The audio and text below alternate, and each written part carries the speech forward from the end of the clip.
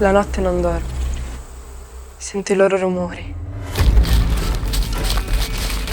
Ma qui va molto meglio.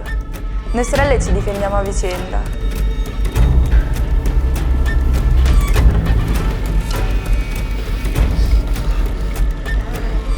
Madame dice di non allontanarsi troppo da qua, ma con la scusa delle api ogni tanto.